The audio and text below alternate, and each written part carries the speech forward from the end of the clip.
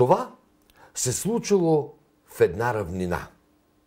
Живеели там много хора. Била красива равнината.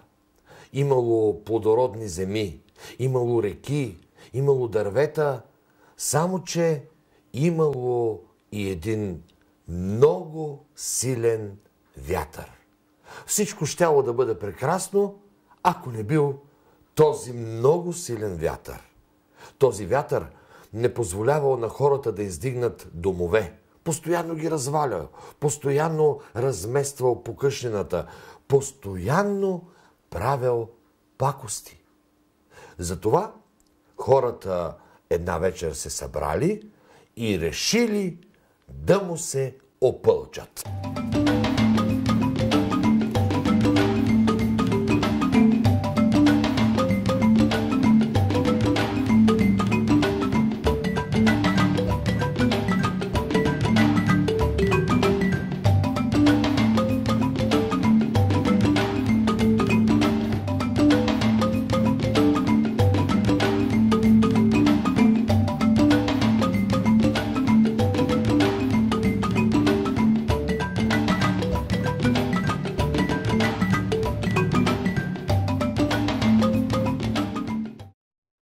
Ей, хора, не може повече така.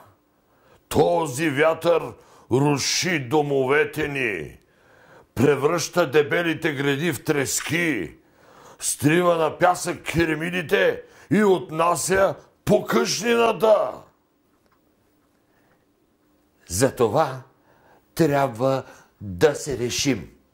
Трябва да направим нещо. Но какво? Сетих се. Знаете ли, хайде да издигнем голяма стена срещу този вятър. Ами да, ковачите ще изкуват дълги железни пръти.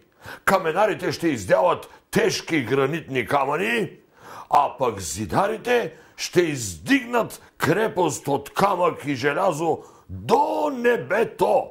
Ето така ще спрем този вятър и всичко ще свърши. Ще заживеем спокойно. Май нямаме какво друго да правим. Хайде, да започваме. Речено, сторено. Запретнали ръкави хората и не след дълго крепостта с високата стена застанала насред равнината.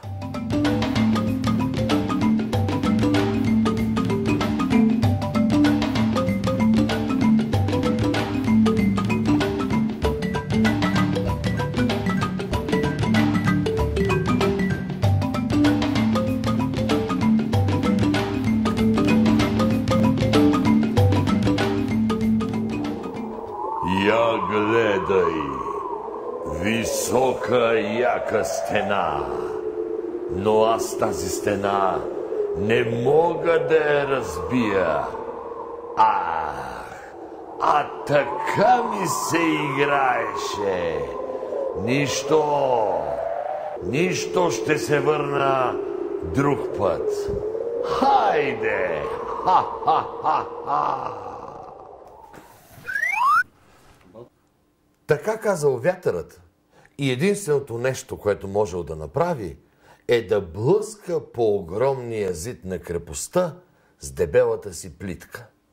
Но вътре хората не усещали никакъв вятър.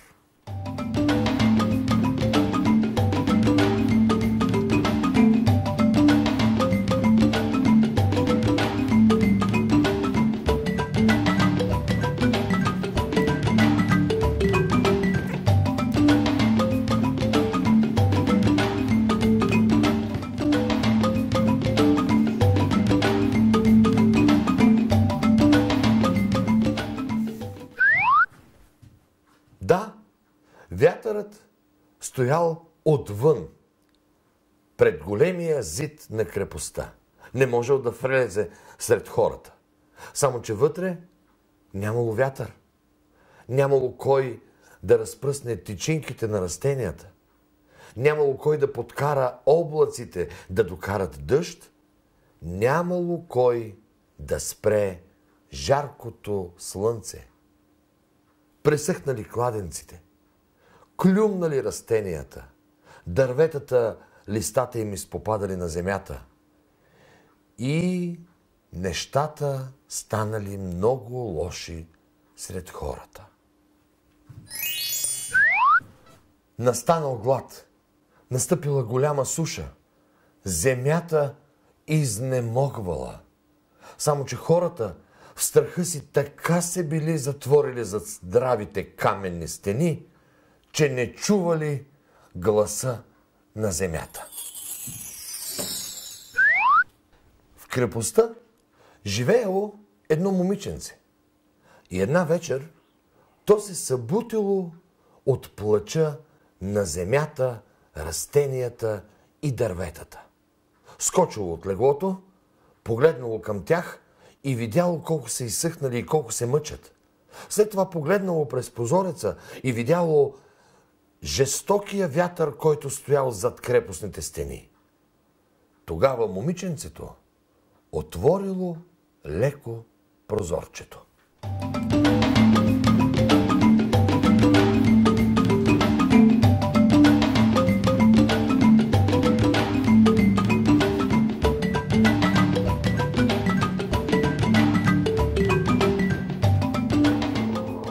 Хей, вятърко! Разплети косите си, вятърко, и ги пусни през решетките на моя прозорец, за да погалиш цветята и дърветата на равнината, вятърко. Усмихнал се тогава вятърът на смелото момиче. Разплел плитката си и пуснал косите си да влязат през прозореца.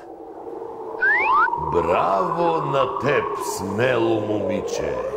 Сега ще вляза и веднага ще зашептят клоните на дърветата.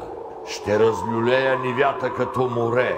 Ще покрия небето с бели облаци. И съвсем скоро над вас ще се излее прекрасен дъжд. Ще се гмурна в житата. Ще им разкажа чудни истории. А косите ми ще се вплетат в белите цветчета на овошките. И обещавам, от днес нататък няма да бъда толкова палав. Ще живеем заедно. До нови срещи, смело момиче! Ха-ха-ха-ха-ха!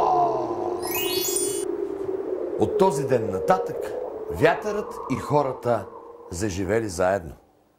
Вятърът не правил пакости, а хората имали вече овошки, плодове, цветя и били щастливи.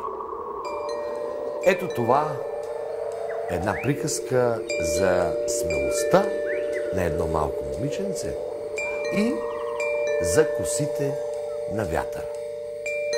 А малкото момиченце можеш да бъдеш и ти.